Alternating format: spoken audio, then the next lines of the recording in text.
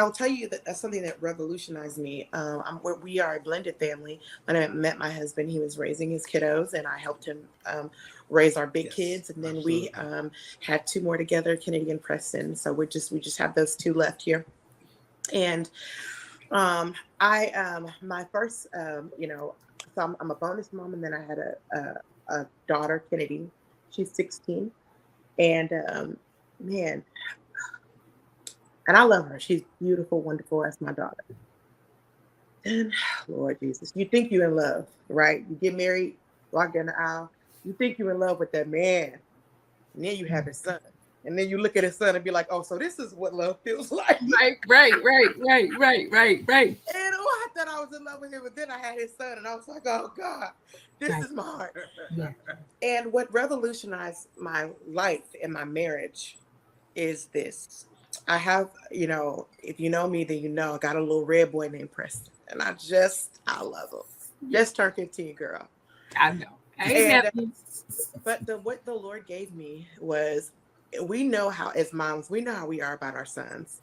Like, that boy is 15, and sometimes he'll come in my room and just lay on top of me. At this point, he is now longer than me. He just lay there, no matter what he asked me to do. If he get up and say, Mommy, can you bake me some cookies, Mommy? His feet are longer than mine, his hands.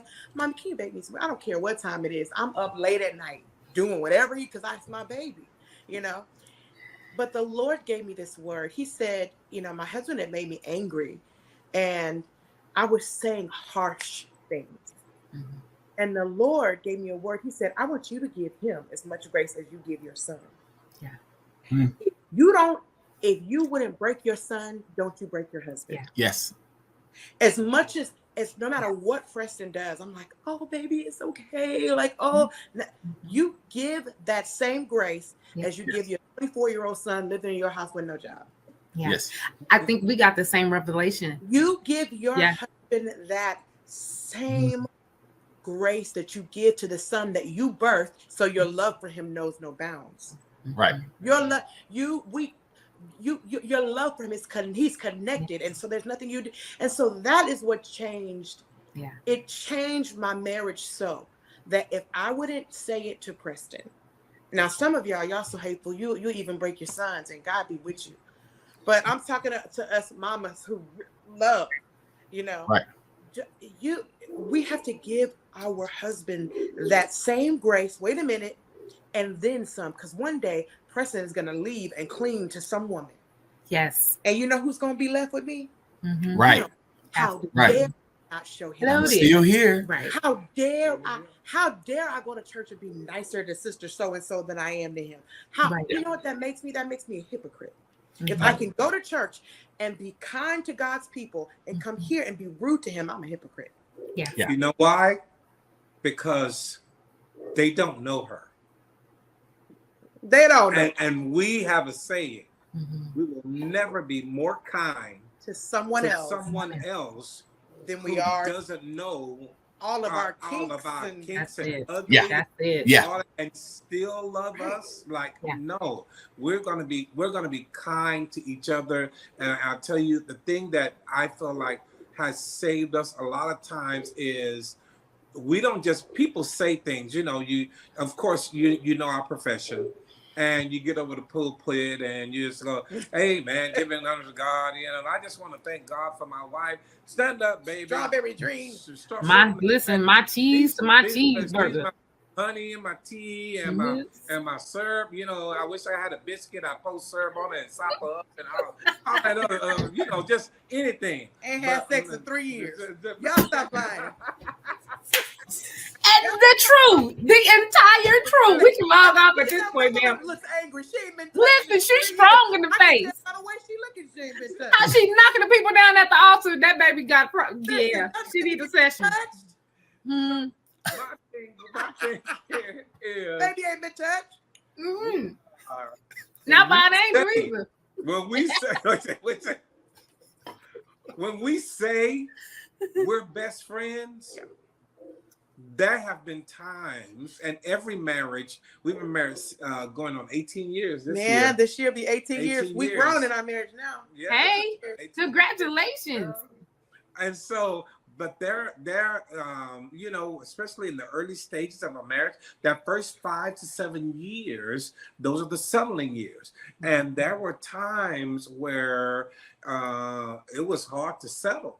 And what we did We were unsettled. was we decided, we literally said out of our mouth, because when we got married, we cut a lot of things. We cut people off, and when I say we protected our covenant. We protected our covenant, and it's so important. She is my best friend, and we're family. And when we were like, well, you know, if we got divorced, who's gonna be my best friend? Right.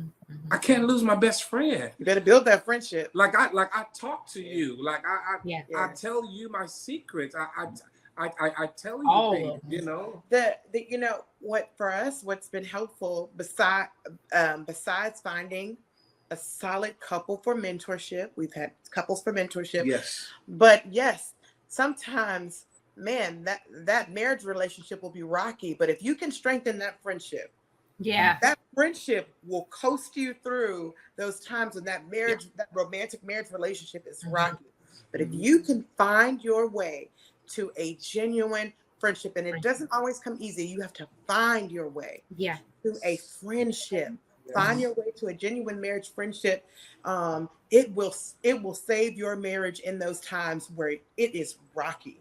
But we have found that friendship, and the Lord has been faithful to us through it. Lady Lizzie, we have literally had to look at each other. She's done it, I've done it, and say, look, I don't have another best friend. And this is something that I would usually go talk to one of my guy friends about, tell them how angry you've made me. Right. But since I don't have a best friend, I'm going to tell you, you're going to have to be my homeboy right now. Yes. And so I've looked at her. She's done the same thing. I looked at her and told her, man, you tripping. Right. You did this and that, not. And wait, watch this now. And I don't need you to act like my wife while I'm telling you. I need you to act like my best friend. I can. That shit crazy. Why are you marrying her? Yeah, you know, like, talk back to me. You know. I thought we was the only ones. I thought we were the only. There'll be times I come to him. I was like, I don't really need to talk to my pastor. And I don't need my husband to tell my boyfriend. I need to talk to my friend. Listen. Exactly. We say that sometimes. I need to talk. I'm gonna need that right now. And that friendship is amazing. Sometimes there are times like we still talk all day. Oh, we do. All day. Text. We still be on the phone breathing hard still. I know he's coming to get me. It's like, oh, my husband coming. My stomach get little butterflies. And I just was like, he come. He's like, listen, the girls at my job be like, oh, here come your husband. I'm like, here come my husband. I mean, still 23 years later. He's my friend. With anything that happens, I'm on the phone, babe. Guess what? Because he's my place. Mm-hmm. You said something earlier, and I was sharing, we pretty much, the Lord began to tell me the same thing. The Lord told me, he said, the same grace I give you, and you know you, is what you have to give him. Mm-hmm. And so we came up out of one of, what do you call it? What kind of negotiation? A negotiation. An aggressive negotiation. And I think we walked away from one of those conversations, and we have, to this day, we'll say to each other, you're not my enemy. Absolutely. You are not my enemy. And I'll be honest, you talked about those settling years. Those were some difficult times for me, because unfortunately, we got married. I mean, I'd only been 21, maybe 5 months, right? So there was no therapist. And because his background, I'll never forget, we had this conversation. We had this, what was our basement? We had this basement apartment. And 2 bedrooms. It was 2 bedrooms, but it probably shouldn't have been an apartment, but they converted it into an apartment. And it had turquoise carpet. We had an orange recliner chair. He paid the rent though. It was colorful, right? And I treated that 2-bedroom basement apartment like it was our current home. But I remember before we got married, I had to, if I'm going to marry you, you're not going to marry a mystery. Mm-hmm. This is who I am. Mm-hmm. And somehow, we were sitting on the floor and the Lord had showed him. And he just kind of asked me one question. And I just, look, this is what you're getting. Right? This is who I am. And I began to cry, but I began to thank God. I was like, who else would you reveal that to than the one that's going to cover me for the rest of our time together? And so oftentimes when we're in those heated conversations, my mind refers back to that moment that he was gentle, he was kind, he was a protector, but he also did something in that moment. He began to say, hey, you can't live that low. You can't continue to, you're so much better than that. You're so much bigger than that. And so my husband, he began to be my pusher. He pushed me into all that you see now. He loved me. He wooed me into that. He told me, baby, you can do it. You got it. Listen, there are times I have some college degrees I didn't even want, but because he was like, oh no, you going to school. Oh yes, you are. You gonna write you know how many times I quit my graduate program? He was like, oh no, you. He saw, awesome. My friend, my husband said, I'm in here. It's me and you. It's you and I against the world. And we instead of turning our backs to each other, we've always turned face to face. But also, even with that, most people don't understand, or some people ask the question, well, how did y'all get here? And I always go all the way back to the very beginning because fried chicken and spaghetti. Because I knew exactly what I wanted. I knew exactly what I wanted. And I knew that there was going to have to be some work put in on my behalf to get what I wanted. Aside from what people said, aside from people trying to turn you against it or offering you something that they thought was better or befitting. I knew what I wanted, and I had to keep going after it. And it wasn't easy. Because I would say I'm a peak. I know. I know. But even in all of that personality, because I loved him and because of his personality, I was careful. I had wisdom. There were some things that I never, ever wanted. I never wanted my husband to be the husband that drove home after helping all the public and helping all of the people at the church, and to sit in the driveway and have to put on just to come in the house. Like, I got to come on here. She's so contentious. Food, I'm not eating today, I guess. I better pick up something on the way. Or the house is nasty and the kids got snot coming out their nose. And, it's when I walk in there, she's about to just, I wanted him to always want to come home. Right. So I was intentional about creating a place for Mike, not the bishop. Right. The bishop, you can go to the church, but Mike. Yeah. I wanted my husband to walk. If you never pick up a Bible in this house, that's okay. Mm-hmm. I've read the tablets on your heart. It's totally fine. You don't have to impress me. I'm not looking to join your house church. Right. But I want you. Yeah. I want you to okay, don't pick up your shoes. This is his house. Mm-hmm. I wanted everything. I wanted him to walk in here and say, I like it here, right? Mm-hmm. I remember one particular time he, y'all know how y'all get, he was going to service and to support. And he had said it was going to be family night. And I look up, But before I looked up, I could smell him before he even came into the kitchen. And I was in the kitchen cooking, and I was like, he smelled like church. He about to go to church. That's even church cologne. That's church cologne, right? As our baby boy would say, it's That strong. He said, what he say? It's deep. He said strong and deep. Our 8-year-old, he's now in the cologne, and he'll tell you, I need church cologne. It's strong and deep. And I'm in the kitchen, and he's got his coat on and his hat, and he was like, yeah, I'm about to go over here to such and such church. And everything on the inside of me is like, burn the peas, because he said he was going to stay here and we were going to do family. And I said nothing. I said, okay. And I just kept on cooking. And the kids was watching Daddy go out the door. I said, Daddy will be back. I just kept on cooking. I didn't say a word. I just kept on cooking. About 45 minutes later, the door opened. And I'm shocked. I'm like, what you doing back? He was like, I was sitting in that church, and I was thinking about my wife in that kitchen and cooking.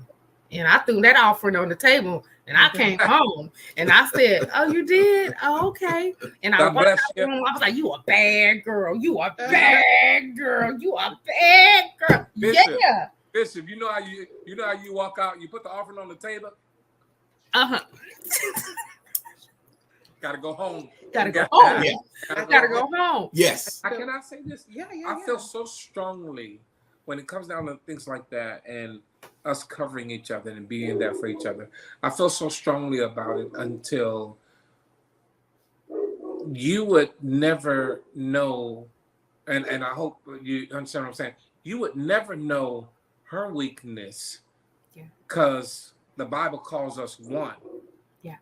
So where she's weak, I'm strong. Yes. Which means she has no weakness. Right. Because we're one. Right. So and she treats me the same way. Where I am, when it comes down to, I've been graced to make a lot of Don't you tell these people what your weaknesses are. My weaknesses. I've been graced to make have a lot of accomplishments in corporate America outside of church, in the business area, and you know, when I'm in church, you know, I'm the bishop, and I can talk, it just flows out. I know exactly what to say, and it's like, Sade, smooth operator. You have excellent. And it just, but when I would she had to help me because I had the skill set and the intellect. But when I would go to my business meetings, I would freeze up. I almost started using her as a crutch, like, come with me. You know, because it seemed like she knew how to talk to people who were not Christians, but still in places of power. And she knew how, but it took her building me up and telling me, hey, you belong at the table. Yeah. Right? You belong at the table. Absolutely. This is where you belong. This is who you are. Absolutely. This is what, and so now I go into meetings. I was at one Monday. I go into meetings. Doesn't matter who's there, what there. Doesn't matter. Doesn't matter. I am George Wardlaw, and I belong at the table. And you belong at the table. And I belong at the table. And you belong at the table. And that came from her for 2 years. Every single day, she told me I was great. Yeah. Wow. 2 years, every single day. She said, love that. You're great. You're going to be great. I was looking at other preachers on the TV, and I was like, man, they're doing this, that, and the other. And I actually love God people. Yes. I'm actually not running over them, and I'm not stealing or anything like that, and man, I just, and they look like they're booming. And I'm telling the truth. I'm preaching the gospel, the truth, and the truth, and entire. Look at what's going on, you know. And she would tell me, "You're great. Don't look at." One time, she just turned the TV off. She said, "You don't have to do that." And I think that was so long ago, many moons, many moons ago, very many pounds ago. And I had my own show on the Word Network. Was it year before last? Yeah, but that was her. She told me. She said, "You'll do it. You'll be on TV. You'll do all those things." She said, "Because you're great," and she had to keep putting that in me until, watch this, I begin to believe it. Because she believed it. Right. And this is my best friend and my wife. Yes. And if she believes I'm great, then it has to be true. It has to be true. Yeah. Right. It has to be. Is. Yeah. Is. For sure. Love that. I love that. I absolutely love that. Look, you guys, I know our time is so far spent. This is, y'all know we could talk forever. We can. This is good. Let me ask this. How important is it that for those, and I'm put it out here because of who we are, how important is it for us to make time outside of church just for us? How important how do you rank that? Like, is that necessary, or is that, something that we get to it? How important is it? My husband, I'll let you go. No. I think that you should answer this question. So I'm going to acquiesce to you, but I will say this though, before you delve into this, because I think that this question is tailor-made for you. I will say that I am his bride.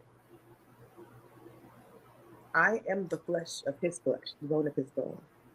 The church already has a groom. Right? That bride belongs to someone else. That is not his bride. Yeah. And I'm not playing second fiddle to any other bride. Yeah. That's not what I'm called to. Right. And I'm thankful that he has not put me in the position to have to play second fiddle to another bride, but that's Christ's bride. I am the bride that Christ gave him. Right.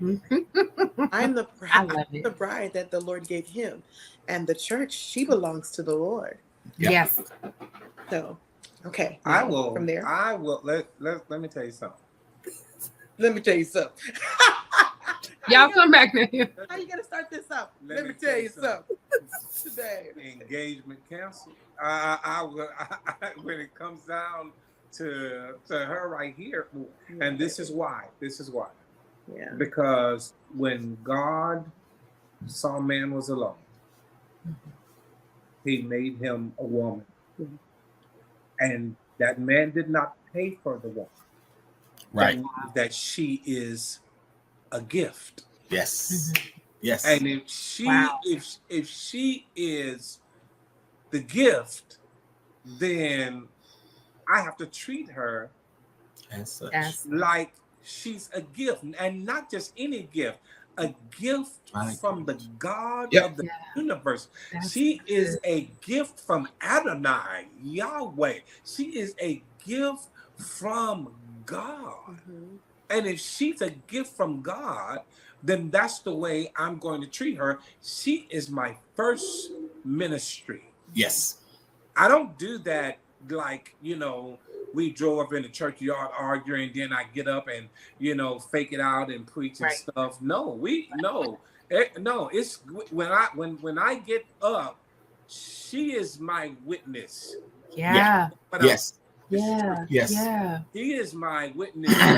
I live it at the house, just like I'm saying it at the church. She is my witness that if nobody stands up, she stands up, walks up to me while I'm preaching and go, preach, babe. This is my gift. And so when it comes time, or if you're talking about making time for her compared to making time for the church will never learn how Christ and his bride should interact. If I don't make time for her. Like Christ make time for his bride. For sure. So the Bible says, husband, love your wife as Christ has loved the church, in that he gave his life for it. Well, what does that mean? And while we were yet sinners, Christ died for us, which means God says, I want you to treat her the best, even when she's at her worst. Yes. Wow. And I get there. And so my thing is, like, I will make time. I've had people who wanted me, to come, and it was a no, because I needed to make time for what I promised her, or what I gave her, which are my kids, and they needed time, and she loves them, and I love them. So I made time for them and said, okay, I'm sorry, I can't be there. Oh no, yes. he has turned down ministry assignments because it's my son's this at school, and I promised that I would be there, and so that's the level of priority. At the end of the day, George and I, we both feel very strongly. I feel this very strongly. At the end of the day, my life's testimony will be him and those children that God gave me. Yes. They are my testimony that I was who I said that God called me to be. Right. They will be my testimony that I had the grace of God. They will be my testimony about my fruit. They will say my mom lived out Galatians. She had the Spirit. He will say my wife was full of temperance, full of meekness, was long suffering, was patient. My husband will say my wife testifies of Corinthians. Love is patient, love is kind, love is not proud, it is not boastful. Come on, so he is my testimony. Those kids are my testimony. My big bonus kids, they are our testimony. Yes. Yeah. They are our testimony that we lived our lives like the man Jesus. Yes. They're the testimonies. And what was it? It was 2 weeks ago. We were sitting in BJ's, and we looked across the table at our 2 kids who live with us now, and we said, guys, before we start having fun and stuff, we'd like to ask you a serious question. Oh, yeah. And this was our question to them. Do you think we spend too much time in church? Are we not spending enough time with you? We need to hear it. We want to know, because if you say we are, we're going to change. Yeah. Yes. We need to know, because That's amazing. I don't need you growing up hating the church, Hating my God, saying that my God took my father, the God did Yes. he took my father away. He took my mother away, or the church took my father, or the church, or I'll never step in church. I'll still never step foot in the church again, because that's where my dad made us live. Very much so. I need to know. And so I have pictures. But I'll sit.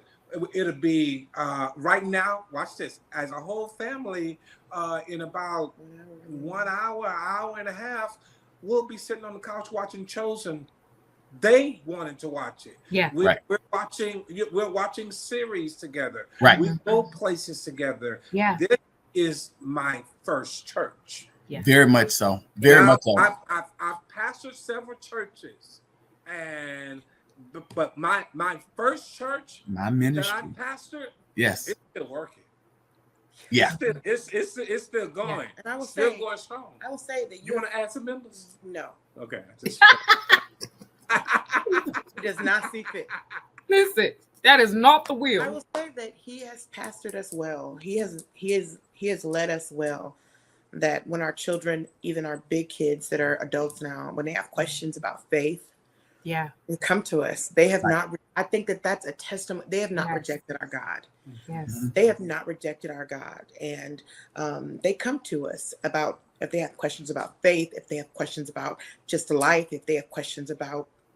Some of them are in courtships and marriages. They have questions about those things. Yeah. We praise the Lord that our marriage has been a testimony to them, that they will ask us questions or want to model their covenants after our covenant, which is a high compliment and testimony. Mm-hmm. And so we just, we love the Lord, George and I. We do. We try to live Christ-centered lives, but we're trying to get it right. We're trying to get it right, for sure. we're trying to get it right. We're trying to have a healthy marriage. We're trying to live our lives in a way that is pleasing to the Lord, live like the man Jesus. Have a healthy church. Have healthy children. We're trying to get it right. And we don't have all the answers. And like he said, sometimes we have to pause and ask our children, hey, is this working? Sometimes we have to pause and ask each other, have the seasons changed? Am I giving you what you need in this season? Because last season you needed this, and am I giving you what you need? Yes. Let's just keep it real. Are you getting enough sex? Are we right? We ask each other. Yes. We ask each other. We have those conversations, and my answer is always no. Listen, Franklin says someone asked the question. More. I need more. Oh, I'm sorry. What's wrong with you? Look, Bishop. Shondo. Bishop got the spirit. Bishop. Yes. We're gonna log out. I caught the Holy Ghost. I caught it. Lift your hands. I caught the Holy Ghost. Lift your hands. Well, we do ask. We don't guess. We have grown to the place that we're mature enough to just go ahead and ask. What do you need? Are you getting what you need? Do I still please you? Are you getting what you need from me? Yeah. And enough. Look. Come on, are you getting what you need? Am I doing too much this? Am I not doing enough that? You know, my husband randomly will say, did I tell you I love you today? I need to hear it. Come on. Yes. I need those words going in my ear, into my heart, and watering my soul. Yes. Now that is important. Yeah. That is important. So important. And I'll be very honest with you. We get to moving and going and doing, and sometimes we just didn't remember to do it. And sometimes I be saying to my wife, now what was I saying and doing? She said, you was gonna say you love me. That's what you was gonna say. Or get so busy. For us, get so busy that we're like, did we? It's been like 2 days. Give me a kiss. Right. Just give me a kiss. Right. Like, Did we hug each other? My husband is like, no, put everything down, open both your arms, because I'm on my way out the door. Yep. Your arms. Right. Yeah. Hold me right Hold now. me tight. Yep. Yes. Yeah. So just and that affection, it releases dopamine. Yes, it does. You could be not smiling because you need a little dopamine release. Right. So that's the truth. Those things are just look up the therapy of hugging. It's really important, and to have a covenant hug here. So just in short, it is so important to cultivate and water the garden of your family, of your relationship. It is so important, because one day, let's just keep it real. The garden of ministry, even if it doesn't dry up, it's going to change. It's going to change. It's going to change. It's going to change. When the Lord shifts us and changes us, I don't want to be sitting in a rocking chair looking at a man that I don't know, that I have not watered. Yes. That I've laid with, that I've had children with, that I've built some success with, but I don't know that man. Yes. Now, one of the things I know this man. One of the things we always say, and we say it to our children, and we say it in front of the church often, and the saying is, we refuse to sacrifice our families on the altars of the church. We're just not going to do it. We don't have, and we were never called to. Not going to do it. We were never called to do that, and that is that is honestly one of the saddest things is he never required it of us. We did in generations past, but it was never required. It sounded good, but it was wrong. It sounded good. You take care of God's business and God will take care of yours. It sounded good, but it was wrong. It ended in a lot of divorces. It ended in a lot of kids being tossed to the side. It was never God's will. The church starts in Acts. The family starts in Genesis. That is where we put our emphasis, and it's what we preach and teach, and we give the church time to act it out. So we're not going to have service every single night. And we like when sometimes Bishop, my husband wants to take me to the movies. Well, you off the fast then. Well, then you off the go.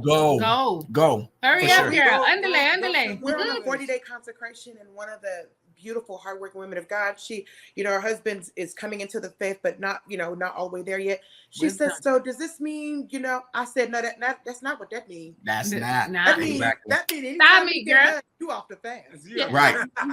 You excused. Yes. You're expeditiously. That means whenever you get that done, you're not consecrating. Girl, go win him the prize. Go win. Go soul winning. You're not on that. I don't need him coming to church looking at me funny. Right. Thinking that I deprived him of. No. Yes. That is your husband. It was and never don't go home. Don't go home always talking about what I said. My bishop said. That's right. My bishop said. Shut up. Man of that house. That's right. Whatever he telling you to do. That's right. That's what you're doing. Within the guidelines of legalism, do whatever he's telling you to do, and pray for him. Yes. That's what you do. I'm not the man of that house. The abundant life includes a healthy family. This was never, Christ's intention was never to weaken our families. That's not what it's for. Right. We have done it by misappropriating principles. That is not what it was for. We can walk this walk and have healthy families. Absolutely. Talk. Now that's the God honest truth. We can walk this way and one thing about us, we're going to vacate. The kids going on vacation. We going on vacation. They see us date. Right. It's to the point now that because the kids are growing up, they're at an age now. We do mommy-daughter dates. We do dad and son hangouts. Yeah, same. We out of here because I have a responsibility to God. That's right. I have a responsibility. When we were just sitting here, I think after Christmas, and we just looked around and said, "It's ours." Mm-hmm. Yeah, right. And God is expanding to be able to see, the kids in whatever state they're in, or to see them growing and maturing and to coming into their own. It's like, wow. Yeah, we know that feeling too. Yeah. Yeah. And so with that being said, I totally honor you guys. We honor you guys. We love you. Likewise. We appreciate who you are to the body and who you are to us. We couldn't have had a better conversation right here in this toolbox. So we're getting ready to head on out. But let me ask y'all a question, because we're talking about the marriage toolbox. Lady, if you can just on the spot, tell me, what's a tool that you keep in your toolbox that you're ready to use at all times? Compassion. Bishop? Empathy. Wow. I like that. Yeah. I like that. Compassion and empathy. That's amazing. Well, Word Laws, thank y'all for joining. Lizzie and Mike in the toolbox. Hey guys, let me get your attention.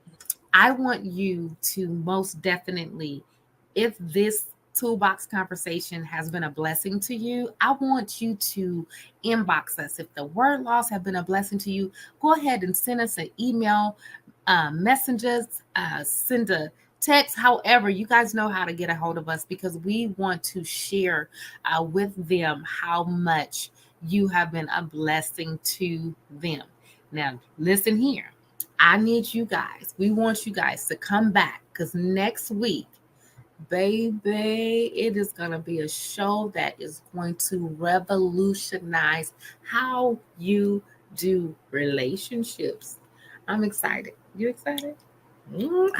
Listen, I'm not going to even tell y'all who's coming to the toolbox. You just got to show up right here, 12 noon Pacific Standard Time. Believe Radio. And until then, I holla. We holla. Bye-bye. Bye. Hey friends, extra, read all about it. Mike and Lizzie in the Marriage Toolbox is about to partner with Lovers for Life as they present their After 5 banquet entitled The Love Language. We are so excited to join Lady Renee Allen and Superintendent Rodney Allen for this extravaganza. You don't want to miss this banquet dining experience. Listen, it's Saturday, May 4th from 5 to 9 p.m. p.m. at the Dan Foley Cultural Center, 1499 North Camino Alto in Vallejo, California. Go on and do me a favor. Click on the information on this flyer. Get your tickets. They're going fast. Call them or text them 707-820-7601. Tell them Mike and Lizzie told you to knock on their door because you want to come in. We'll see you there. Bye-bye. Hey, our favorite couples. Guess what? Mike and Lizzie right here at the Marriage Toolbox. We feel like giving away a gift. How about we gift you with the photo shoot with Studio 237? Do us a favor. Share with us your love story. By April 26th, you may be selected for this gift.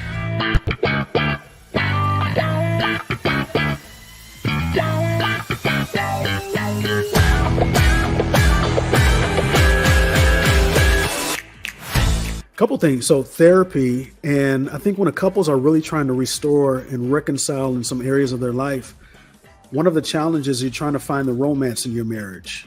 And sometimes you can't find romance until you find friendship. Mm-hmm. So therapy and really leaning in on developing that friendship again, becoming best friends again, that leads to a deeper level of transparency and vulnerability, which now we can get to some romance. So therapy, friendship, romance, in that order.